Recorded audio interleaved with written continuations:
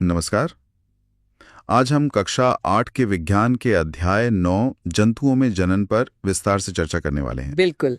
हमारे पास ये जो नोट्स हैं, हम इन्हें लाइन दर लाइन देखेंगे और हर एक बिंदु को बहुत ही सरल भाषा में समझने की कोशिश करेंगे। हाँ, ठीक वैसे ही जैसे एक टीचर क्लास में पढ़ाते हैं। जी। तो शीर्षक है जंतुओं में जनन और नीचे लिखा है कि ये कक्षा 8 विज्ञान का अध्याय 9 है और ये एनसीईआरटी पर आधारित रिव्यू नोट्स हैं। और यहाँ शुरू में ही एक चित्र है। इसमें बाईं ओर एक शुक्राणु है, बीच में मेंढक का जीवन चक्र और दाईं ओर मादा जनन तंत्र दिखाया गया है। तो ये चित्र एक तरह से हमें अंदाजा दे रहा है कि हम इस अध्याय में क्या-क्या पढ़ने वाले हैं। हाँ, बिल्कुल। तो चलिए अगली स्लाइड पर चलते हैं। अगली स्लाइड का शीर्षक है जनन का महत्व और इसमें पहला ही सवाल है, जनन क्यों आवश्यक है? इसके दो मुख्य कारण बताए गए हैं। पहला है जाति की निरंतरता। जाति की निरंतरता, इसका मतलब क्या हुआ? इसका मतलब है कि ये सुनिश्चित करता है कि जीव अपनी प्रजाति को पीढ़ी दर पीढ़ी बनाए रखें। मतलब जनन की वजह से ही किसी भी जीव की प्रजाति खत्म नहीं होती, वो आगे बढ़ती रहती है। अच्छा, और दूसरा कारण है अस्तित्व। इसमें लिखा है यदि जीव प्रजनन नहीं करेंगे तो उनकी प्रजाति पृथ्वी से समाप्त हो जाएगी। हाँ, यानी अपने वजूद को, अपने एग्जिस्टेंस को बचाए रहने के लिए जनन बहुत जरूरी है। ठीक है, अब आते हैं जनन की विधियों पर। तो जनन के दो मुख्य प्रकार होते हैं। पहला है 1 लैंगिक जनन, सेक्सुअल रिप्रोडक्शन। इसमें लिखा है नर और मादा युग्मकों का संलयन। संलयन यानी फ्यूजन। हाँ, फ्यूजन। इसका मतलब है कि इस प्रकार के जनन में दो जनक मतलब दो पेरेंट्स शामिल होते हैं, एक नर और एक मादा, और नर से नर युग्मक और मादा से मादा युग्मक मिलकर एक नया जीव बनाते हैं। यहाँ चित्र में भी नर XY और मादा XS के युग्मकों को मिलते हुए दिखाया है। बिल्कुल। और दूसरा प्रकार है 2 अलैंगिक जनन, एसेक्सुअल रिप्रोडक्शन। इसमें लिखा है केवल एक जनक शामिल होता है। इसका मतलब है कि इसमें नर और मादा की जरूरत ही नहीं है, एक अकेला जीव ही अपने जैसे नए जीव को जन्म दे सकता है। जैसे इस चित्र में दिखाया है, एक कोशिका है जो 2 में विभाजित हो रही है। ये इसी का उदाहरण है ना? हाँ, ये इसी प्रक्रिया का एक बहुत अच्छा उदाहरण है। चलिए, अब हमारा अगला विषय है नर जनन अंग। यहाँ एक चित्र है जिसमें पुरुष के जनन अंगों को दिखाया गया है। इसमें 3 मुख्य भाग बताए गए हैं। पहला है एक जोड़ा वृषण, टेस्टीज। चित्र में ये 2 अंडाकार ग्रंथियां दिख रही हैं। और दूसरा है 2 शुक्राणु नलिका, स्पर्म डक्ट्स। ये वो नलियां हैं जो वृषण से जुड़ी हुई हैं। और तीसरा है एक शिश्न, पीनस। यहाँ एक बहुत महत्वपूर्ण बात लिखी है, वृषण नर युग्मक उत्पन्न करते हैं जिन्हें शुक्राणु कहते हैं। सही है। तो इसका मतलब ये हुआ कि नर युग्मक यानी शुक्राणु वो वृषण में ही बनते हैं। अब दाईं ओर शुक्राणु की संरचना के बारे में भी बताया गया है। इसका पहला बिंदु है ये बहुत सूक्ष्म होते हैं, और दूसरा बिंदु 3 भाग, सिर, मध्य भाग, पूंछ। हाँ, चित्र में एक शुक्राणु को दिखाया गया है। उसका एक सिर है, एक गर्दन जैसा मध्य भाग और फिर एक लंबी पूंछ है। यही पूंछ उसे गति करने में, मतलब तैरने में मदद करती है। एक और महत्वपूर्ण बात लिखी है यहाँ, वास्तव में हर शुक्राणु एक एकल कोशिका है। ये जानना बहुत जरूरी है कि इतना जटिल दिखने वाला शुक्राणु भी असल में सिर्फ एक ही कोशिका होता है। कमाल है। अच्छा, अब हम मादा जनन अंग के बारे में जानेंगे। यहाँ भी एक चित्र दिया गया है। इसके मुख्य भाग हैं एक जोड़ी अंडाशय, ओविडक्ट्स और गर्भाशय। चित्र में हम देख सकते हैं कि 2 अंडाशय हैं जिनसे अंडवाहिनी जुड़ी हुई है, और ये दोनों एक थैली जैसी संरचना में खुल रही हैं जो गर्भाशय है। हाँ, अब इनके कार्यों के बारे में भी लिखा है। अंडाशय ये मादा युग्मक यानी अंडाणु उत्पन्न करते हैं। अंडवाहिनी, यहाँ अंडाणु का निर्मोचन होता है। गर्भाशय, और यहाँ शिशु का विकास होता है। अच्छा, तो इसका मतलब है कि मादा युग्मक जिन्हें अंडाणु कहते हैं वो अंडाशय में बनते हैं। बिल्कुल। फिर वे अंडवाहिनी में आते हैं, और अगर निषेचन होता है तो शिशु का विकास गर्भाशय में होता है। दाईं और मानव अंडाणु का चित्र है, और इसके बारे में लिखा है अंडाणु भी एकल कोशिका, सिंगल सेल हैं। तो जैसे शुक्राणु एक कोशिका है, वैसे ही अंडाणु भी एक एकल कोशिका ही होता है। ठीक है, अगला शीर्षक है निषेचन, फर्टिलाइजेशन।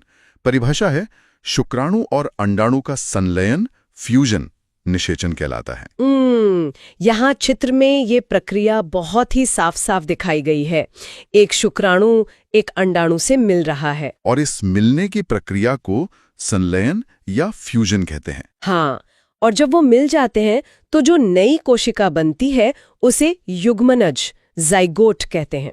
नीचे लिखा है निषेचन में माता और पिता का संयोजन होता है, इसलिए नई संतान में कुछ लक्षण माता से और कुछ पिता से आते हैं। ये तो स्वाभाविक है ना, क्योंकि नई कोशिका मतलब युग्मनज वो माता के अंडाणु और पिता के शुक्राणु दोनों से मिलकर बनी है, इसीलिए बच्चे में माता पिता दोनों के गुण आते हैं। अब हम निषेचन के प्रकार देखेंगे। इसके 2 प्रकार हैं। पहला, आंतरिक निषेचन, इंटरनल। इसके बारे में लिखा है निषेचन मादा शरीर के अंदर होता है। इसके उदाहरण हैं मनुष्य, गाय, कुत्ते, मुर्गी। मतलब इन सभी जीवों में शुक्राणु और अंडाणु का मिलन मादा के शरीर के भीतर होता है। बिल्कुल। और दूसरा प्रकार है बाह्य निषेचन, एक्सटर्नल। इसके बारे में लिखा है निषेचन मादा शरीर के बाहर जल में होता है। हाँ, इसके उदाहरण है मेंढक, मछली, स्टारफिश। ये जीव अपने अंडाणु और शुक्राणु पानी में छोड़ देते हैं और निषेचन पानी में ही होता है, शरीर के बाहर। यहाँ एक नोट भी है।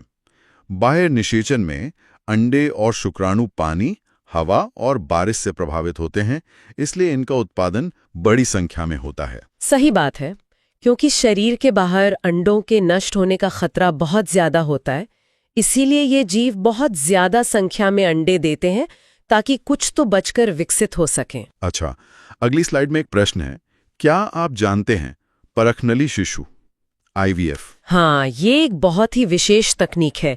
इसके चरण बताए गए हैं। 1. डॉक्टर ताज़ा अंडाणु और शुक्राणु एकत्र करते हैं। 2. शरीर के बाहर उचित माध्यम में निषेचन IVF कराया जाता है। 3. युग्मनज को 1 सप्ताह तक विकसित किया जाता है। 4. और फिर इसे माता के गर्भाशय में स्थापित किया जाता है। तो इसका मतलब ये हुआ कि निषेचन की जो पूरी प्रक्रिया है वो शरीर के बाहर एक लैब में कराई जाती है। हाँ, और फिर जो शुरुआती भ्रूण होता है उसे मां के गर्भाशय में रख दिया जाता है। बिल्कुल। इसमें एक सावधानी भी बताई गई है जो बहुत जरूरी है। क्या है वो? शिशु का विकास गर्भाशय में ही होता है, परखनली में नहीं। परखनली शिशु एक भ्रामक नाम है। अच्छा, ये बहुत महत्वपूर्ण है। बच्चा परखनली में नहीं पलता, बल्कि मां के गर्भ में ही पलता है, बस निषेचन बाहर होता है। एकदम सही। हमारा अगला विषय है भ्रूण का परिवर्धन, डेवलपमेंट ऑफ एम्ब्रियो। यहाँ एक चित्र है जिसमें गर्भाशय और अंडवाहिनी को दिखाया गया है। इसमें बताया गया है कि युग्मनज, साइगोट, विभाजित होकर कोशिकाओं का गोला बनाता है। चित्र में हम देख सकते हैं कि निषेचन के बाद जो युग्मनज बना वो अंडवाहिनी से गर्भाशय की ओर आते हुए लगातार बढ़ता रहता है और एक कोशिकाओं का समूह बन जाता है। हाँ, एक गोला बन जाता है। फिर बताया गया है भ्रूण, एम्ब्रायो, गर्भाशय की दीवार में रोपण, इम्प्लांटेशन। जब यह कोशिकाओं का गोला गर्भाशय में पहुंचता है तो वो उसकी दीवार से चिपक जाता है। इसी प्रक्रिया को रोपण या इम्प्लांटेशन कहते हैं। ठीक है, समझ गया।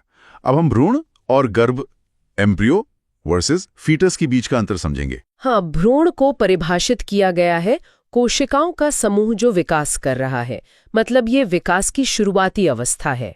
और गर्भ को परिभाषित किया गया है भ्रूण की वो अवस्था जिसमें सभी शारीरिक भागों, हाथ, पैर, सिर, आंखें की पहचान की जा सके। बिल्कुल, यानी जब भ्रूण इतना विकसित हो जाए कि उसके शरीर के अंग पहचाने जा सके, तब उसे गर्भ या फीटस कहते हैं।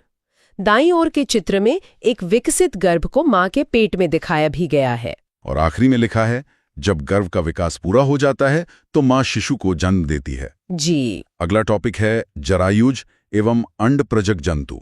पहले जरायुज, विविपरस के बारे में बताया गया है। परिभाषा है वे जंतु जो सीधे शिशु को जन्म देते हैं। उदाहरण हैं मनुष्य, गाय, कुत्ता। यहाँ चित्र में भेड़ों को दिखाया गया है जो सीधे मेमनों को जन्म दे रही हैं। हाँ, और अब अंडप्रजक, ओविपरस। इसकी परिभाषा है वे जंतु जो अंडे देते हैं, जैसे मेंढक, छिपकली, मुर्गी। चित्र में एक लड़की अंडे के बारे में सोच रही है। नीचे एक बिंदु है। हाँ। अंडप्रजक जंतुओं के अंडे एकत्र करना आसान है क्योंकि वे शरीर के बाहर होते हैं। ये तो सीधी सी बात है। हाँ। अब हम विशेष रूप से मुर्गी में भ्रूण का विकास देखेंगे। इसके 3 चरण हैं। मुर्गी में आंतरिक निषेचन होता है। युग्मनज पर सुरक्षित परतें, कठोर कवच चढ़ती हैं। अंडा देने के बाद चूजा बनने में 3 सप्ताह लगते हैं। इसका मतलब है कि निषेचन मुर्गी के शरीर के अंदर ही होता है, फिर उस पे अंडे का जो सफेद और पीला भाग होता है और फिर कठोर छिलका, वो सब बनता है और अंडा देने के बाद लगभग 21 दिन में चूजा बनता है। यहाँ ऊष्मायन यानी कि इंक्यूबेशन के बारे में भी बताया गया है। हाँ, परिभाषा है मुर्गी का अंडों के ऊपर बैठकर उन्हें गर्मी देना। चित्र में एक मुर्गी अपने अंडों पे बैठी है। देखिए, चूजे के विकास के लिए अंडों को एक निश्चित तापमान की जरूरत होती है, तो मुर्गी उन पर बैठकर उन्हें वो गर्मी देती है। अगला विषय बहुत ही रोचक है, कायांतरण, मेटामॉर्फोसिस। हाँ, इसकी परिभाषा है लार्वा का कुछ उग्र परिवर्तनों द्वारा वयस्क जंतु में बदलने की प्रक्रिया। इसका सबसे अच्छा उदाहरण मेंढक का जीवन चक्र है, जो चित्र में दिखाया गया है। बिल्कुल, ये चक्र अंडों से शुरू होता है।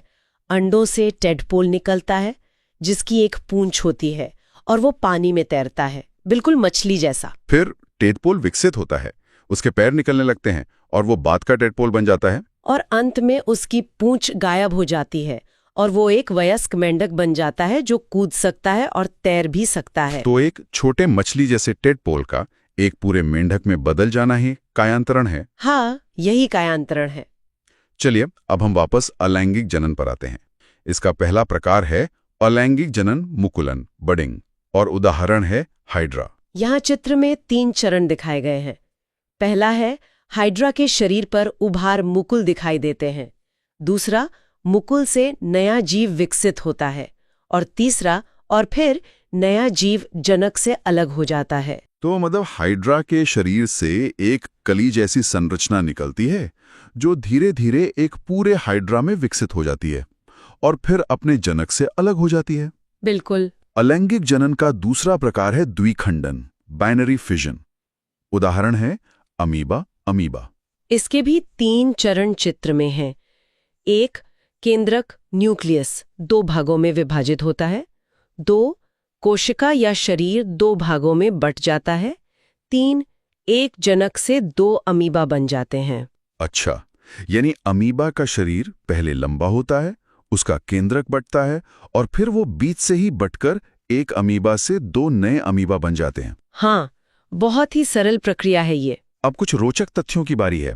पहला है डॉली की कहानी, क्लोनिंग। हाँ, यहाँ बताया गया है कि डॉली क्लोन किया जाने वाला पहला स्तनधारी थी, 5 जुलाई 1996। चित्र में दिखाया गया है कि एक फिन डॉर्सेट भेड़ से केंद्रक लिया गया और एक स्कॉटिश ब्लैक फेस भेड़ से अंडाणु लिया गया, जिसका केंद्रक निकाल दिया गया था। डॉर्सेट जैसी थी, जिसका केंद्रक न्यूक्लियस लिया गया था। इससे यही पता चलता है कि किसी भी जीव के गुण उसके केंद्रक में मौजूद डीएनए पर ही निर्भर करते हैं।